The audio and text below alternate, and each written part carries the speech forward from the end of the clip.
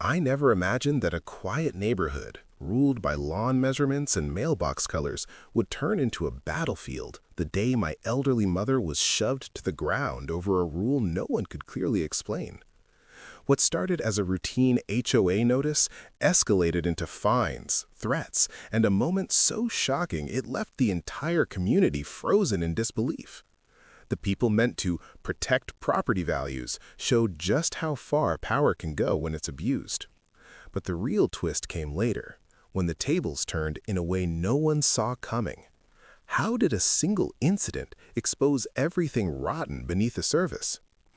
Before any notices appeared on the door or threats landed in the mailbox, life in the neighborhood was painfully ordinary.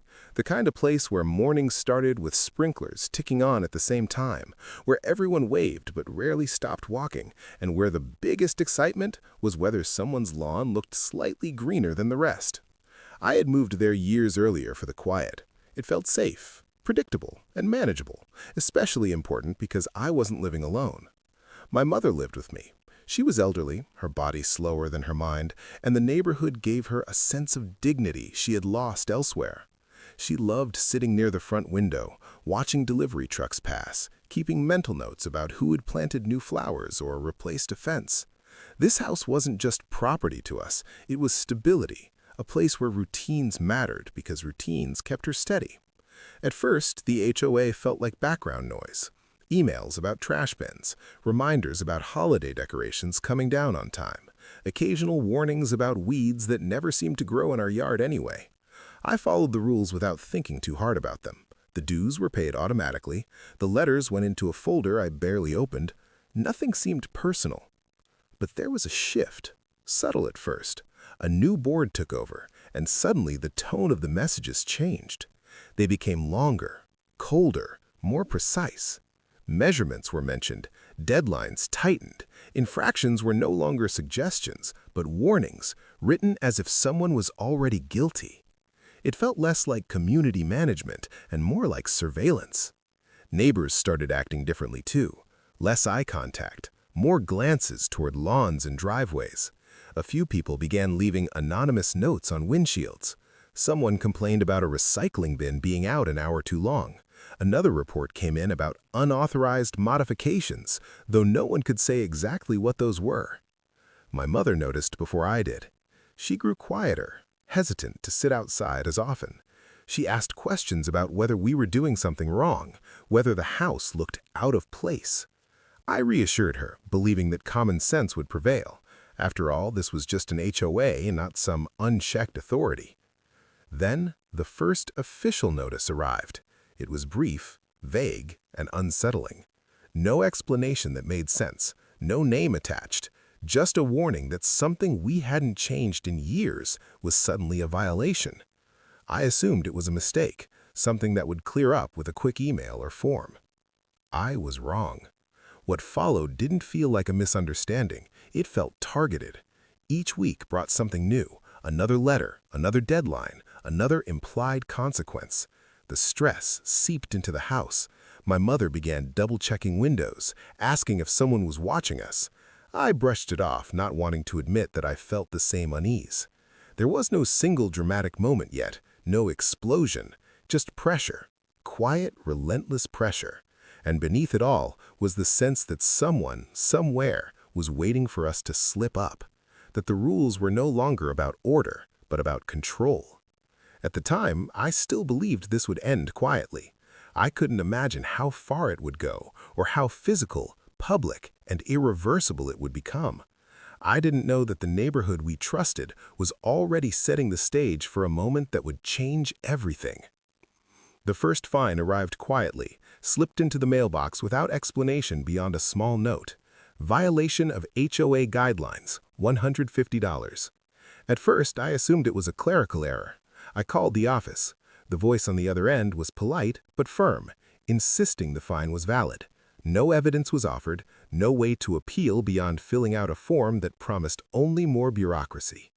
My mother, sitting nearby, frowned at the letter. "Do you think they're watching us?" she asked softly. I laughed nervously, telling her it was just the way things worked, but deep down I felt the unease begin to coil. Over the next few weeks, the harassment intensified. Every minor deviation from the HOA's cryptic standards was cataloged and reported. A single blade of grass, slightly taller than regulations, warranted a photo sent to our door with a warning, "Immediate correction required." A garden gnome that had stood in our yard for years was suddenly unauthorized exterior decor. Even the paint on the front door, which had been the same shade for decades, was deemed non-compliant.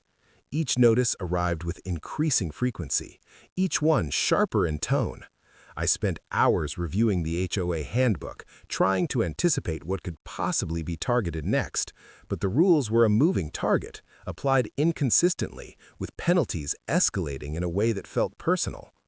Neighbors began to act differently too. Some, once friendly, now avoided eye contact entirely. Others whispered just out of earshot, glancing at our home and making subtle gestures that conveyed judgment. One evening, I saw a neighbor photographing our driveway. When I asked why, she mumbled something about community oversight before hurrying away. It was impossible to determine whether these were isolated incidents or part of a broader campaign orchestrated by the HOA. The uncertainty gnawed at me. Every step outside felt calculated, watched, and vulnerable. The next escalation came in the form of a public notice posted on the community bulletin board. It was vague but chilling. Homeowner in violation of Section 12, Subsection 7. Ongoing noncompliance may result in lien or legal action. I read the words over and over, heart racing. Section 12, Subsection 7? I had no idea what that even referred to. I called the HOA office, demanding clarification. The explanation was elusive, citing community standards and board discretion. There was no room for negotiation, no human element, only rules enforced with precision and cruelty. By now, my mother had begun to withdraw. She no longer sat in her favorite chair by the window, her nervous energy replacing her usual calm. She questioned everything. The position of the recycling bins, the angle of the welcome mat, even the way I parked my car. The anxiety she felt was infectious. I, too, found myself second-guessing small decisions, measuring every movement outside, fearing another notice. The house, once a sanctuary, had become a cage defined by invisible lines drawn by people who held power arbitrarily. The tension reached a new height when a neighbor, someone I had known casually for years, filed a formal complaint about a tree branch extending slightly over the property line. The branch had been there for decades, untouched, with no previous issue. The HOA responded immediately with a written notice: trim the tree or face escalating fines. When I attempted to discuss the matter rationally with the board, they insisted that their decision was final, in the best interest of the community. Every attempt at reason fell flat, replaced by a cold, bureaucratic rigidity that seemed designed to frustrate and intimidate. Then came the inspection day, a carefully orchestrated moment designed to demonstrate control. Several board members arrived unannounced, walking slowly around the property, measuring hedges, photographing gutters, and making notes in thick binders. They asked no questions, allowed no discussion, only recorded their findings with mechanical precision. My mother watched from the window, trembling, and I could feel her heart beating faster with every step they took. By the time they left, a fresh pile of warnings and fines awaited us.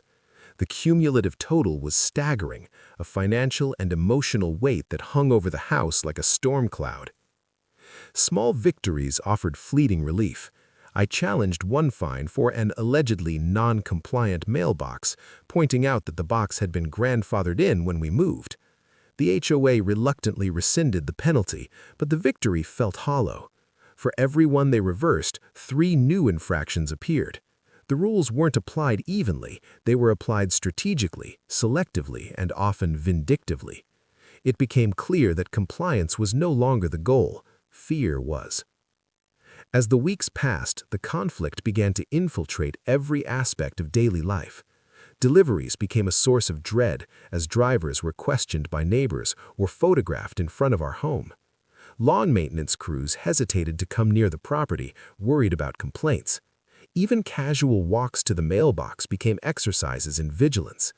The neighborhood, once peaceful, now felt like a gauntlet where the slightest misstep could trigger public shaming or punitive fines.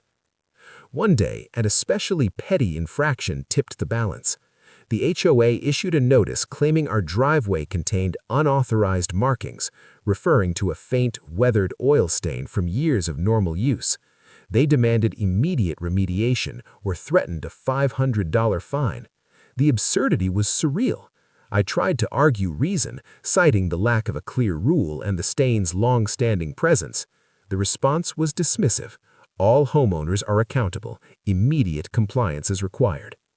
I realized then that logic, fairness, or precedent held no weight. The board's power was unchecked. The stress began to affect my own health. I couldn't sleep, my appetite faltered, and every sound outside triggered anxiety. My mother's condition worsened as well.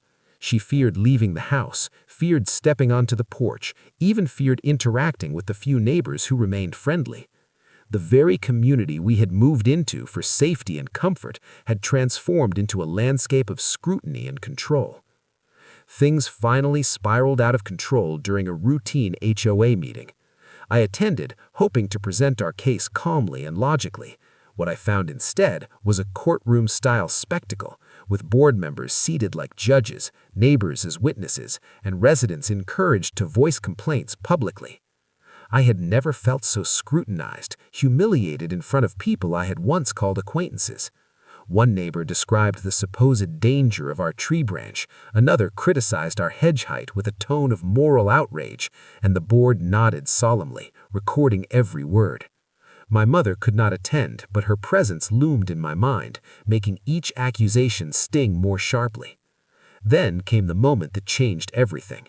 A board member, emboldened by months of unchecked authority, stormed onto my property without warning, insisting on corrective action on the spot. The confrontation was brief but aggressive. I tried to reason, explaining that the issue could be addressed professionally and safely. My words fell on deaf ears. My mother, who had come to see the commotion from the porch, was jostled in the confusion. She fell, catching herself awkwardly on the railing. Though she was not seriously hurt, the fear in her eyes was palpable. The scene, small in duration but enormous in emotional impact, made it clear this was no longer about compliance. It was about control, intimidation, and power. After that day, the neighborhood's atmosphere shifted again. Whispers turned into rumors. Eyes followed us with renewed intensity. Threats of legal action arrived in increasingly formal letters, with references to liens, penalties, and even eviction proceedings. The cumulative weight of the HOA's arbitrary authority was now impossible to ignore. We realized that simply trying to follow the rules, however ridiculous, was futile. Every effort was met with new violations. Each attempt at compliance only fueled further scrutiny. It was during these weeks that a plan began to form.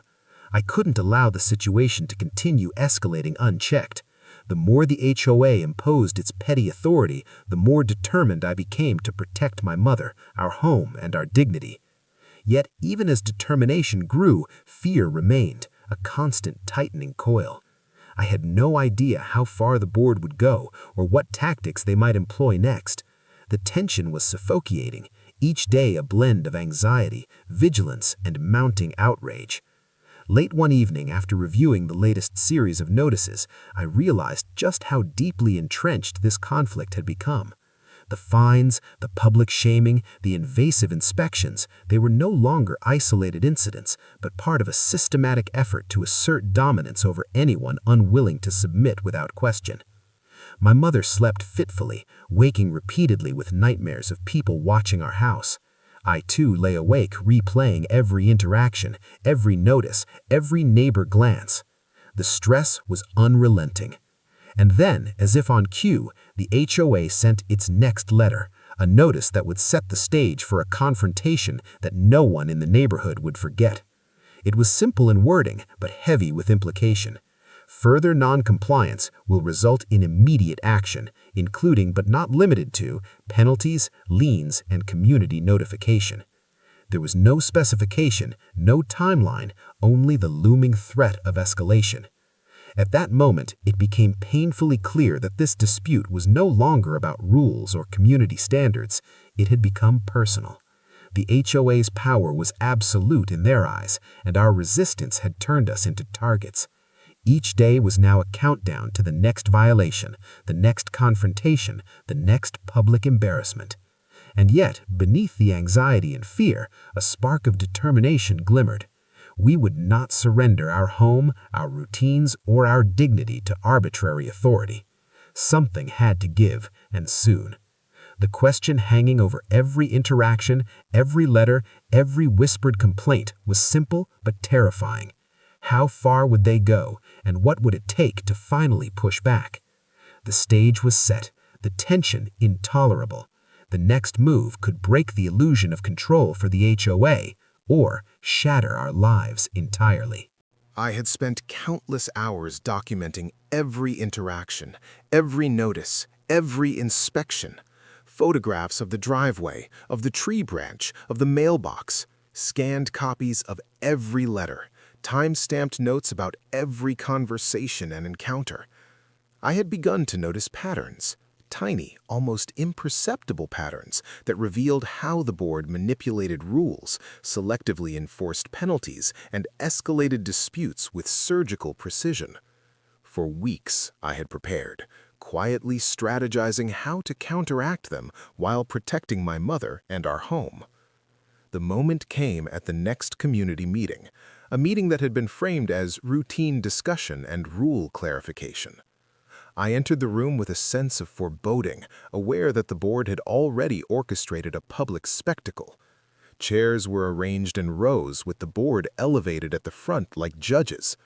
The room was half filled with neighbors, many of them anxious or curious, others emboldened by the board's apparent authority. The air smelled faintly of coffee and tension. Before I could speak, the HOA president launched into a presentation of alleged violations, each accompanied by photographs and documentation that, on closer inspection, revealed subtle manipulation. A photo of the driveway that made the oil stain appear far more prominent than it actually was. A measurement of the hedge that ignored its natural growth curve. A claim that the tree branch encroached by several inches, though the actual overhang was negligible. The board read aloud the infractions as if presenting evidence of criminal activity, while I sat silently, anger coiling tighter with each word. When it was finally my turn, I rose, holding the folder containing months of documentation. The room went quiet, tension so thick it felt almost physical. I began methodically, calmly, presenting evidence of selective enforcement, inconsistencies, and exaggerations. I highlighted timelines showing that letters had arrived weeks after inspections, that previous infractions had been ignored, and that other neighbors with identical circumstances had never received warnings.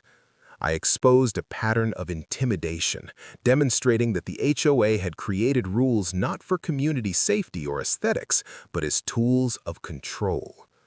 The board's response was predictable at first: denial, deflection, and passive-aggressive insistence on authority. But as I continued, something shifted. I had meticulously prepared, and the evidence was irrefutable. The murmurs from the audience began to grow, whispers of disbelief and support. Neighbors who once hesitated to speak now leaned forward, nodding as I dismantled the narrative the board had constructed. I saw faces change, curiosity giving way to indignation, hesitation replaced by alignment. For the first time, I realized the power dynamic was no longer one-sided. The turning point came at the reveal of photographic evidence of my mother's fall, a moment carefully captured in a safe, non-invasive way, showing the fear and humiliation she had endured when a board member physically confronted her. I didn't sensationalize it, I simply presented the facts. The room fell silent. Even the board members flinched. The weight of their actions, once abstract and bureaucratic, was now undeniable. A public record of their abuse sat before them, and there was nowhere to hide. Then I dropped the bombshell. I had retained legal counsel. Weeks earlier, a lawyer had reviewed every letter, every rule, and every action taken by the board. Each violation had been scrutinized, and multiple infractions were clear overreaches. I laid out the potential legal consequences: fines voided, possible reversal of unjust penalties, and public liability for harassment. For the first time, the board realized that the game they had been playing was no longer confined to their small, insulated authority. The neighborhood, the bylaws, and the courts could all now hold them accountable. The tension in the room reached a fever pitch. Board members exchanged uneasy glances, their carefully constructed facade beginning to crumble. A few attempted to interrupt, claiming technicalities, questioning my documentation, but the room had shifted. Neighbors began voicing support, adding their own observations and experiences of arbitrary enforcement. A chorus of frustrated residents, long silent, now spoke as one. The momentum had swung entirely. Then came the most emotionally charged moment. One board member, the same person who had shoved my mother, attempted to assert control verbally, raising their voice and pointing fingers. I calmly turned to the audience, reiterating the documented sequence of events, emphasizing the personal impact on my mother and highlighting the pattern of intimidation. The combination of irrefutable evidence, neighbor support, and legal scrutiny left them without recourse. The board members' attempts to dominate the room faltered, and for the first time, they were visibly uncertain, exposed in a way no amount of authority could conceal. What followed was almost cinematic in its intensity. Members of the community, emboldened by truth and a sense of justice, began to speak up about their own minor conflicts and fines. A neighbor described how their holiday decorations had been cited for weeks beyond the allowed time frame. Another detailed the harassment they faced after accidentally parking a few inches too far from the curb. Each anecdote stacked upon the last, creating a narrative of a system corrupted by unchecked power.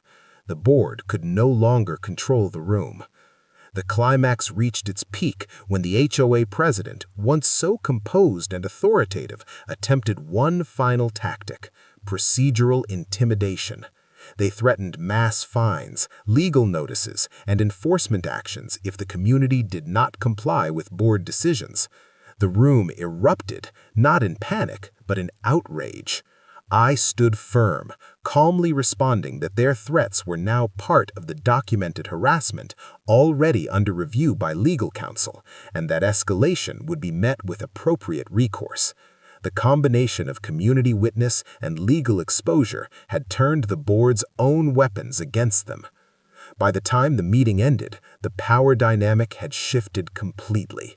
The often imposing board, confident in their ability to control and intimidate, left the room subdued and uncharacteristically quiet. Their aura of invincibility, built over months of selective enforcement and public shaming, had been shattered in the span of a single hour. I left the room with a mixture of relief, adrenaline, and lingering anger, knowing that the fight wasn't over, but the narrative had changed. The HOA had lost its psychological monopoly over the neighborhood. That night, back at home, I watched my mother cautiously step onto the porch again. She still trembled slightly. The fear hadn't evaporated instantly, but there was a spark in her eyes, a sense of validation that the injustice had been confronted. We both knew the road ahead would include legal follow-ups and perhaps lingering resentment, but for the first time in months, the tension felt survivable. The house felt like ours again, at least for now. And yet, even in triumph, the stakes remained high. The board could appeal, escalate further, or attempt retaliation. Every victory carried the shadow of potential backlash. But for the first time, the rules of engagement had changed. We had transformed the conflict from one of fear and submission into one of accountability and exposure. The tide had turned, not with brute force, but with preparation, courage, and unflinching resolve. The climax left an indelible mark on the neighborhood. Whispers of the confrontation spread, stories of board intimidation became widely known, and residents began to question authority in ways they never had before. The moment wasn't just personal, it was systemic. What had begun as a battle over minor infractions and petty fines had become a turning point, challenging the culture of unchecked HOA power. And yet, in the quiet moments, I knew the true resolution was still to come. The adrenaline faded, but the fight remained. My mother slept more soundly that night, though her dreams were still haunted by anxiety. I went over the documents one last time, preparing for the next steps with legal counsel, knowing the conflict was far from over, but also knowing that the board had underestimated the resolve of those they sought to control. The neighborhood had witnessed something unprecedented, a homeowner armed with evidence, courage, and persistence standing up to a system designed to intimidate and suppress dissent. The climax wasn't just about fines or rules, it was about reclaiming agency, dignity, and respect in a place that once felt suffocating.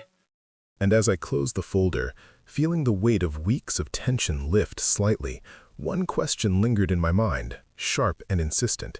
How far would they go to regain control? And what would it take to finally end this once and for all? The days following the confrontation were surreal. The neighborhood, once rigidly structured by invisible rules and petty enforcement, felt lighter, though not entirely free of tension. Residents whispered in small groups on sidewalks and at mailbox clusters, recounting what had happened at the meeting. Some expressed relief, others admitted fear that the board would retaliate. But beneath every conversation, there was a palpable shift. Authority, once absolute, had been questioned, and for the first time in months, we felt a sense of agency return. For my mother and me, the immediate impact was personal. We no longer felt like caged observers of our own home. The porch became a place of solace again, rather than a vantage point for anxiety. My mother returned to her old routines, tending the garden she loved, waving to neighbors who had once avoided eye contact, and finally sitting by the window without flinching at every passerby. It was small, ordinary, yet profoundly restorative. A sense of dignity returned that had been stripped away during the weeks of intimidation and harassment. The HOA, predictably, attempted to regain control. Letters arrived, carefully worded and increasingly conciliatory. Some notices were retracted after legal counsel intervened, others were softened or delayed, a tacit acknowledgement that the previous strategy of intimidation had failed spectacularly. Internally, I knew this wasn't the end of the conflict. It never truly is when authority has been abused, but the balance had shifted. What was once fear had become leverage. Evidence, truth, and preparedness had transformed a situation of helplessness into one of cautious empowerment. Community dynamics began to evolve in subtle but significant ways. Neighbors who had once been silent witnesses to petty harassment now felt emboldened to speak up, whether in meetings, online forums, or casual encounters. Shared grievances became the foundation of dialogue. People began questioning the reasoning behind fines and notices, demanding clarity, fairness, and transparency. Slowly, the culture of compliance through fear was replaced with a culture of accountability. The HOA could no longer operate unchecked. Their power, once a sword over every homeowner's head, had been constrained by awareness and evidence. Yet the emotional and psychological scars lingered. For my mother, the fear of confrontation didn't vanish overnight. She remained vigilant, wary of unexpected visitors, and cautious in her interactions with board members. But there was resilience now, a quiet, steady confidence born from surviving a prolonged period of intimidation. She could articulate what had happened, recall the fear she had felt, and acknowledge the victory without being consumed by trauma. I, too, carried a heightened awareness of how fragile the sense of safety in a community could be, and how quickly ordinary people could become targets when oversight became tyranny. The legal aspect continued to unfold. Our attorney negotiated with the HOA on several points, formally challenging the validity of certain fines and violations. Documents were reviewed, procedures scrutinized, and a settlement reached that included the rescinding of the most egregious penalties, reimbursement for legal fees, and a commitment to transparent enforcement moving forward. While the agreement didn't erase the past, it established boundaries that the board could not cross lightly. There was a concrete, enforceable shift in the rules governing our community, ensuring that what happened to us could not happen again, at least not without consequence. Perhaps the most remarkable change, however, was cultural rather than legal. Residents who had once avoided eye contact began talking. Conversations that had been superficial or perfunctory now had substance. People compared notes on past interactions with the HOA, shared strategies for navigating notices, and discussed how to protect themselves from arbitrary enforcement. A sense of solidarity emerged, a subtle but powerful communal shield against the abuse of authority. The neighborhood, once fractured by fear and suspicion, began to knit itself together through shared experience and collective vigilance. Even the board members themselves were affected, though not all in ways that were visible or acknowledged. The president and other senior members who had orchestrated the harassment faced scrutiny both publicly and legally. Their reputations suffered. Invitations to social gatherings dwindled, conversations became cautious, and their authority, once absolute, was undermined by the transparency we had forced into the open. It was a reminder that power dependent on intimidation is fragile, and that exposure, truth in plain view, can erode even the most rigid hierarchies. In the weeks and months that followed, I reflected on the journey from ordinary neighbor to someone embroiled in an intense, almost surreal conflict. It was exhausting, emotionally draining, and fraught with uncertainty, but it revealed something essential: the importance of preparedness, evidence, and resilience when facing systemic abuse. We had survived not by anger or retaliation, but by meticulous documentation, careful planning, and the willingness to stand firmly for what was right.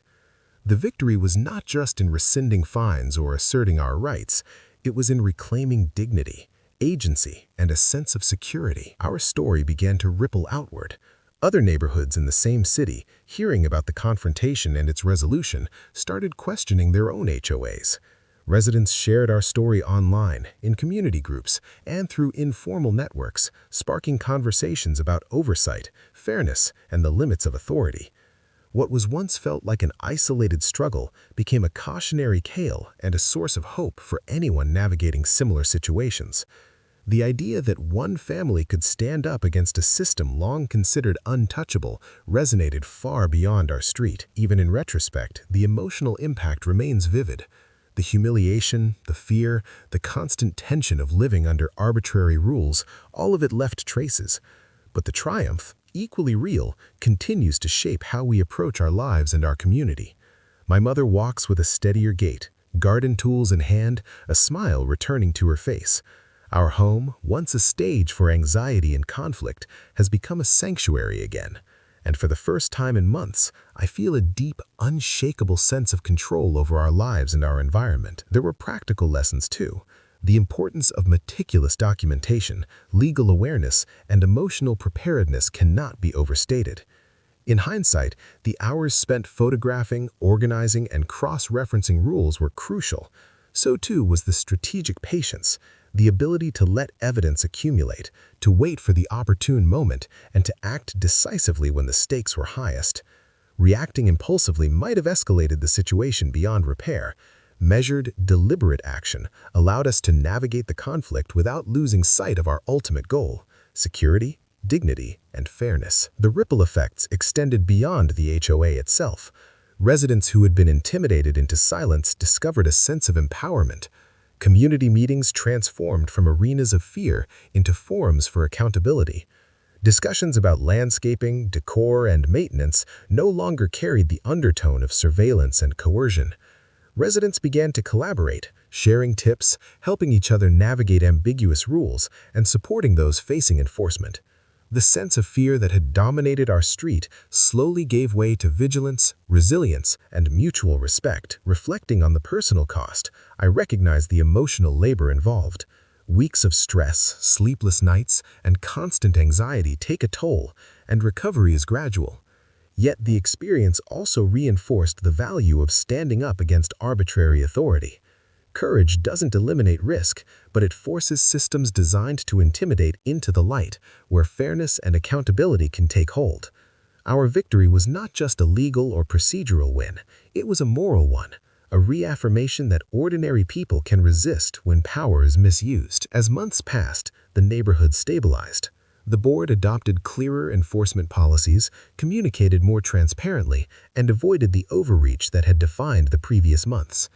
Resident engagement improved, and a culture of accountability replaced the previous climate of fear. Residents became active participants in shaping the rules that governed them, rather than passive subjects of an opaque bureaucracy. The lessons were clear. Transparency, vigilance, and collective action are essential in any community where authority can be misused. Ultimately, the most lasting impact was emotional.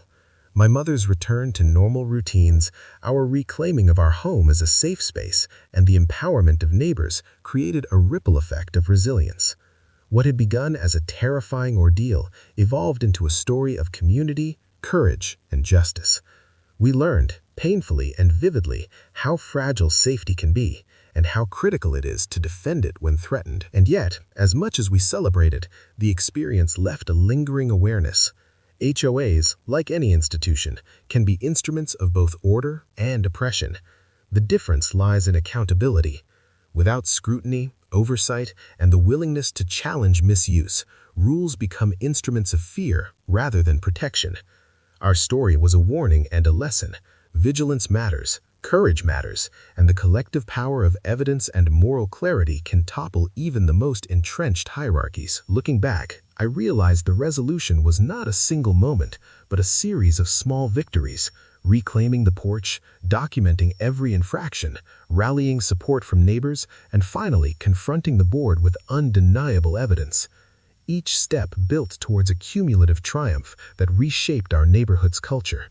What seemed insurmountable, intimidation, fines, harassment, was overcome through persistence, clarity, and the refusal to accept injustice. The ultimate takeaway is simple yet profound.